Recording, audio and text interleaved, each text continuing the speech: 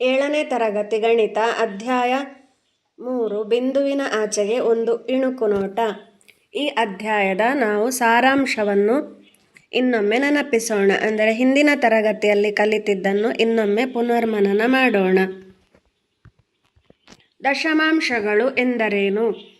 ದಶಮಾಂಶ ಸಂಖ್ಯೆಗಳನ್ನು ಎರಡು ಪೂರ್ಣ ಸಂಖ್ಯೆಗಳ ನಡುವಿನ ಮೌಲ್ಯವನ್ನು ಹೆಚ್ಚು ನಿಖರವಾಗಿ ಸೂಚಿಸಲು ಬಳಸಲಾಗುತ್ತದೆ.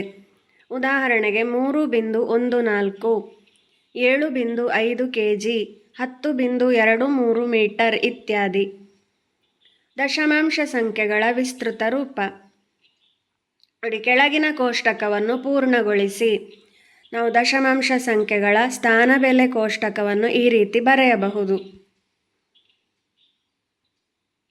ಬಿಂದುವಿನ ಎಡಭಾಗದಲ್ಲಿ ಬಿಡಿ 10, 100 ಈ ರೀತಿ ಮಾಮೂಲಿ ಸಂಖ್ಯೆಗಳ ಸ್ಥಾನಬೆಲೆ ಕೋಷ್ಟಕದಂತೆ ಇರುತ್ತದೆ. ಬಿಂದುವಿನ ನಂತರ ಎಡದಿಂದ ಬಲಕ್ಕೆ 10ನೇ 1, 100ನೇ 1, 1000ನೇ 1 ಈ ರೀತಿ ಮುಂದುವರಿಯುತ್ತದೆ. ಕೆಳಗಿನ ದಶಮಾಂಶ ಸಂಖ್ಯೆಗಳ ವಿಸ್ತೃತ ರೂಪವನ್ನು ಬರೆಯಿರಿ. ಉದಾಹರಣೆಗೆ 74.6. ಬಿಂದುವಿನ ಎಡಬದಿಯಲ್ಲಿ 74ರ ವಿಸ್ತೃತ ರೂಪ ನಿಮಗೆ ಗೊತ್ತಿರುವಂತೆಯೇ 7x10 × 4x1 ಕೂಡಿಸು ಬಿಂದುವಿನ ಬಲಬದಿಯಲ್ಲಿ 10ನೇ 1ರ ಸ್ಥಾನ ಇರುವ ಕಾರಣ 6x10ನೇ 1 ಎಂದು ಬರೆಯುತ್ತೇವೆ. ಉತ್ತರಗಳನ್ನು ಗಮನಿಸಿ. ಇದನ್ನು ನಿಮ್ಮ ನೋಟ್ ಪುಸ್ತಕದಲ್ಲಿ ಬರೆಯಿರಿ.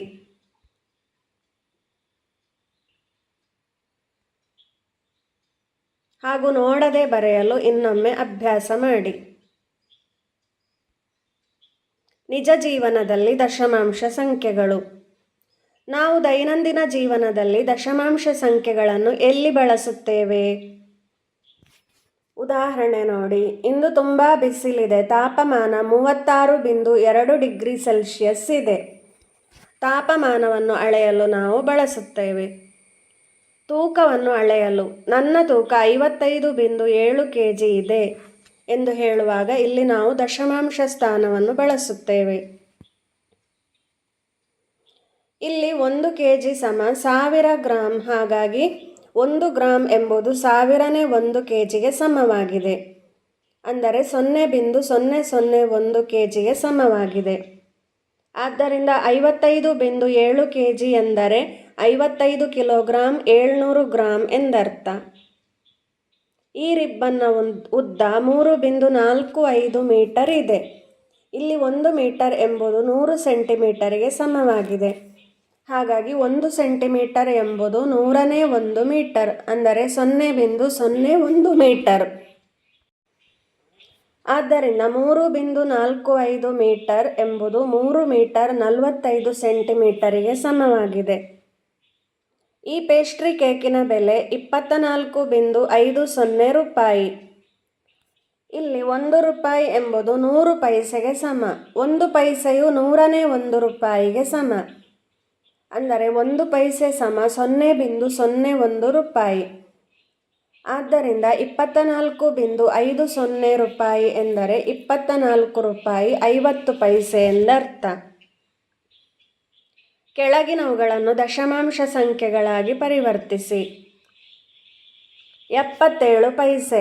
ಪೈಸೆಯನ್ನು ರೂಪಾಯಿಗೆ ಪರಿವರ್ತಿಸಲು ನಾವು 100ರಿಂದ ಭಾಗಿಸಬೇಕು. ಸಮ 0.77 ರೂಪಾಯಿ. 23 ರೂಪಾಯಿ 45 ಪೈಸೆ. 23 ಕೂಡಿಸು 100ನೇ 45 ಸಮ 23 ಕೂಡಿಸು 0.45 ಅಂದರೆ 23.45 ರೂಪಾಯಿ. 4 ಮೀಟರ್ 56 ಸೆಂಟಿಮೀಟರ್. ಇಲ್ಲಿಯೂ ಹಾಗೆ 4 ಮೀಟರ್ ಕೂಡಿಸು 100ನೇ 56 ಮೀಟರ್. 4 ಮೀಟರ್ ಕೂಡಿಸು 0.56 ಮೀಟರ್ ಸಮ 4.56 ಮೀಟರ್.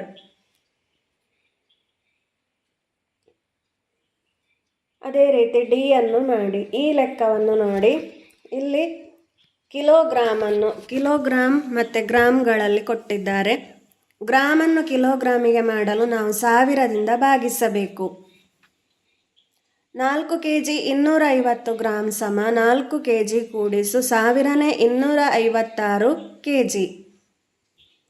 ಅಂದರೆ 4 kg ಕೂಡಿಸು 0.256 kg ಅಂದರೆ 4.265 kg.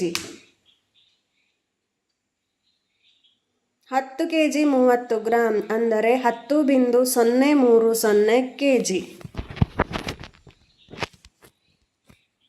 ಆಕಾಶ್ಗೆ ವಿಮಾನದಲ್ಲಿ ಗರಿಷ್ಠ 9 kg ಸಾಮಾನುಗಳನ್ನು ಮಾತ್ರ ಕೊಂಡೊಯ್ಯಲು ಅನುಮತಿ ಇದೆ. ಅವನ ಬಳಿ 4.6 kg ತೂಕದ ಒಂದು ಸೂಟ್ ಕೇಸ್ ಮತ್ತು 2.5 kg ತೂಕದ ಒಂದು ಬ್ಯಾಗ್ ಇತ್ತು. ಅವನು ತನ್ನ ಸ್ನೇಹಿತನಿಗಾಗಿ ವಿಮಾನ ನಿಲ್ದಾಣದಲ್ಲಿ ಒಂದು ಪ್ರತಿಮೆಯನ್ನು ಖರೀದಿಸಲು ನಿರ್ಧರಿಸಿದನು. ಆ ಪ್ರತಿಮೆಯನ್ನು ವಿಮಾನದಲ್ಲಿ ಕೊಂಡೊಯ್ಯಬೇಕಾದರೆ ಅದರ ಗರಿಷ್ಠ ತೂಕ ಎಷ್ಟಿರಬೇಕು? ಆಕಾಶ್ಗೆ ಕೊಂಡೊಯ್ಯಲು ಅನುಮತಿಸಲಾದ ಗರಿಷ್ಠ ಸಾಮಾನುಗಳ ತೂಕ 9 kg. ಅವನ ಸೂಟ್ ಕೇಸ್ ಮತ್ತು ಬ್ಯಾಗಿನ ಒಟ್ಟು ತೂಕವನ್ನು ಕೂಡಿಸಿದಾಗ 7.1 kg ಬಂತು. ಇನ್ನು ಹಾಗಾಗಿ ಅವನು ಖರೀದಿಸಬೇಕೆಂದಿರುವ ಪ್ರತಿಮೆಯ ತೂಕ ಎಷ್ಟಿರಬೇಕು ಎಂದು ತಿಳಿಯಲು ನಾವು ಗರಿಷ್ಠ ತೂಕದಿಂದ ಅವನ ಬ್ಯಾಗ್ ಮತ್ತು ಸೂಟ್ ಕೇಸಿನ ಒಟ್ಟು ತೂಕವನ್ನು ಕಳೆಯಬೇಕು. 9ರಿಂದ 7.1 ಕಳೆದಾಗ 1.9 kg ಬಂತು. ಹಾಗಾಗಿ ಅವನು 1.9 ಕಿಲೋಗ್ರಾಂ ತೂಕದ ಪ್ರತಿಮೆಯನ್ನು ಕೊಂಡುಕೊಳ್ಳಬಹುದು. ರಹೀಂ ಒಂದು ಪುಸ್ತಕವನ್ನು 35.65ಕ್ಕೆ ಖರೀದಿಸಿದನು. ಅವನು ಅಂಗಡಿಯವರಿಗೆ 50 ರೂಪಾಯಿ ನೀಡಿದನು. ಅಂಗಡಿಯವರು ರಹೀಮಿಗೆ ಎಷ್ಟು ಹಣವನ್ನು ಹಿಂತಿರುಗಿಸಬೇಕು? ಪುಸ್ತಕದ ಬೆಲೆ 35.65 ರೂಪಾಯಿ. ಅಂಗಡಿಯವರಿಗೆ ನೀಡಿದ ಹಣ 50 ರೂಪಾಯಿ. ಅಂಗಡಿಯವರು ಹಿಂದಿರುಗಿಸಬೇಕಾದ ಹಣ 50 ಕಳೆ 35.65 ಸಮ 14.35 ರೂಪಾಯಿ. ಈ ಲೆಕ್ಕಗಳನ್ನೆಲ್ಲ ನಿಮ್ಮ ನೋಟ್ಬುಕ್ಕಿನಲ್ಲಿ ಬರೆಯಿರಿ. ರಾಣಿಯ ಬಳಿ 18.50 ರೂಪಾಯಿ ಇತ್ತು. ಅವಳು 11 ರೂಪಾಯಿ 75 ಪೈಸೆಗೆ ಒಂದು ಐಸ್ ಕ್ರೀಮ್ ಖರೀದಿಸಿದಳು. ಈಗ ರಾಣಿಯ ಬಳಿ ಎಷ್ಟು ಹಣ ಉಳಿದಿದೆ? ಇಲ್ಲಿ ಗಣಿತದ ಯಾವ ಕ್ರಿಯೆಯನ್ನು ಬಳಸಬೇಕು? ಸರಿ, ವ್ಯವಕಲನವನ್ನು ಮಾಡಬೇಕು. ರಾಣಿಯ ಬಳಿ ಇದ್ದ ಹಣದಿಂದ ಐಸ್ ಕ್ರೀಮಿನ ಬೆಲೆಯನ್ನು ಕಳೆಯಿರಿ. ಉಳಿದಿರುವ ಹಣ 6.75 ರೂಪಾಯಿಗಳು. ಟೀನಾಳ ಬಳಿ 20 ಮೀಟರ್ 5 ಸೆಂಟಿಮೀಟರ್ ಉದ್ದದ ಬಟ್ಟೆ ಇತ್ತು. ಪರದೆ ಮಾಡಿದ ನಂತರ ಅವಳ ಬಳಿ 4 ಮೀಟರ್ 50 ಸೆಂಟಿಮೀಟರ್ ಬಟ್ಟೆ ಉಳಿದಿದೆ. ಹಾಗಾದರೆ ಪರದೆಗೆ ಅವಳು ಎಷ್ಟು ಉದ್ದದ ಬಟ್ಟೆಯನ್ನು ಬಳಸಿದಳು? ಇಲ್ಲಿಯೂ ಕೂಡ ನಾವು ವ್ಯವಕಲನವನ್ನು ಮಾಡಬೇಕು. ಬಟ್ಟೆಯ ಒಟ್ಟು ಉದ್ದದಿಂದ ಉಳಿದ ಬಟ್ಟೆಯ ಉದ್ದವನ್ನು ನಾವು ಕಳೆದಾಗ ಪರದೆಗೆ ಬಳಸಿದ ಬಟ್ಟೆಯ ಉದ್ದವನ್ನು ನಾವು ಪಡೆಯಬಹುದು.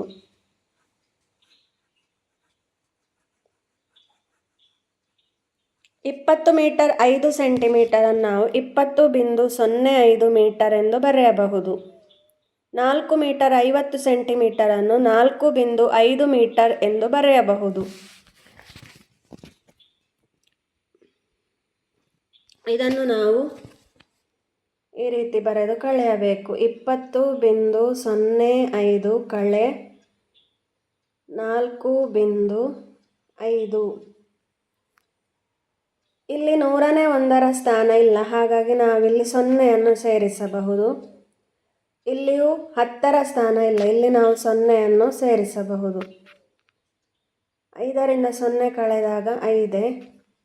0ಯಿಂದ 5ನ್ನು ಕಳೆಯಲು ಸಾಧ್ಯವಿಲ್ಲ. ಇಲ್ಲಿಂದ ನಾವು ಸಾಲವನ್ನು ಪಡೆಯಬೇಕು. ಇಲ್ಲಿ 10 ಆಯಿತು. ಪುನಃ ಇಲ್ಲಿಂದ 1ನ್ನು ಇಲ್ಲಿಗೆ ತರುವುದು.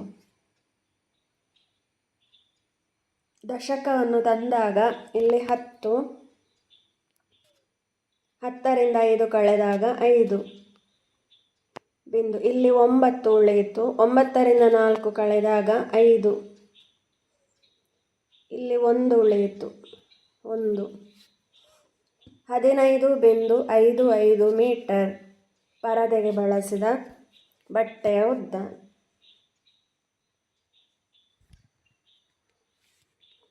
ನಮಿತಾ ಪ್ರತಿದಿನ ಒಟ್ಟು 20 ಕಿಲೋಮೀಟರ್ 50 ಮೀಟರ್ ಪ್ರಯಾಣ ಮಾಡುತ್ತಾಳೆ. ಅದರಲ್ಲಿ 10 ಕಿಲೋಮೀಟರ್ 200 ಮೀಟರ್ ಬಸ್ನಲ್ಲಿ ಪ್ರಯಾಣಿಸುತ್ತಾಳೆ ಮತ್ತು ಉಳಿದ ದೂರವನ್ನು ಆಟೋದಲ್ಲಿ ಪ್ರಯಾಣಿಸುತ್ತಾಳೆ. ಹಾಗಾದರೆ ಆಟೋದಲ್ಲಿ ಅವಳು ಎಷ್ಟು ದೂರ ಪ್ರಯಾಣಿಸುತ್ತಾಳೆ? ಆಟೋದಲ್ಲಿ ಪ್ರಯಾಣಿಸಿದ ದೂರವನ್ನು ಕಂಡುಹಿಡಿಯಲು ಮೊದಲು ಪ್ರಯಾಣಿಸಿದ ಒಟ್ಟು ದೂರದಿಂದ ಬಸ್ಸಿನಲ್ಲಿ ಪ್ರಯಾಣಿಸಿದ ದೂರವನ್ನು ಕಳೆಯಬೇಕು. ಆಗ ನಾವು ಆಟೋದಲ್ಲಿ ಪ್ರಯಾಣಿಸಿದ ದೂರವನ್ನು ಕಂಡುಹಿಡಿಯಬಹುದು.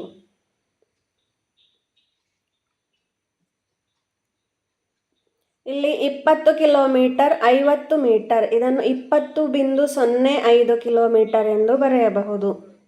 10 ಕಿಲೋಮೀಟರ್ 200 ಮೀಟರ್ ಇದನ್ನು 10.2 ಕಿಲೋಮೀಟರ್ ಎಂದು ಬರೆಯಬಹುದು.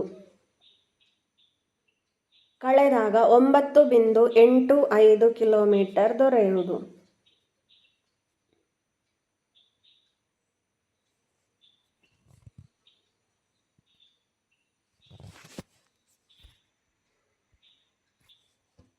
ಇಪ್ಪತ್ತು ಬಿಂದು 05 ಕಳೆ 10.2. ಇಲ್ಲಿ ನಾವು 0 ಸೇರಿಸಿಕೊಳ್ಳಬೇಕು. 5ರಿಂದ 0 ಕಳೆದಾಗ 5. ಇಲ್ಲಿ 0, ಇಲ್ಲಿಂದ 1 ತಂದಾಗ 10ರಿಂದ 2 ಕಳೆದಾಗ 8. ಇಲ್ಲಿಂದ 1 ತಂದ ಕಾರಣ ಇಲ್ಲಿ 9 ಉಳಿಯುತ್ತದೆ. ಇಲ್ಲಿ 1 ಉಳಿಯುವುದು. 1ರಿಂದ 1 ಕಳೆದರೆ 0. 9.85 ಕಿಲೋಮೀಟರ್ ಆಗಿರುತ್ತದೆ.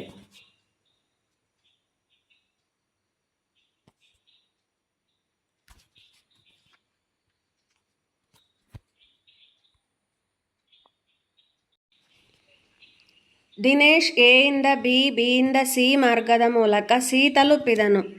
ಆಯೂಬ್ ಎಯಿಂದ ಡಿಗೆ ಬಂದು ಡಿಯಿಂದ ಸಿ ಮಾರ್ಗದ ಮೂಲಕ ಸಿ ತಲುಪಿದನು. ಇಬ್ಬರು ಕ್ರಮವಾಗಿ ಎಷ್ಟು ಒಟ್ಟು ದೂರ ಪ್ರಯಾಣಿಸಿದರು? ಚಿತ್ರವನ್ನು ನೋಡಿ ಕಂಡುಹಿಡಿಯಿರಿ. ಯಾರು ಹೆಚ್ಚು ದೂರ ಪ್ರಯಾಣಿಸಿದರು? ಎಷ್ಟು ಕಿಲೋಮೀಟರ್ ಹೆಚ್ಚು ಪ್ರಯಾಣಿಸಿದರು?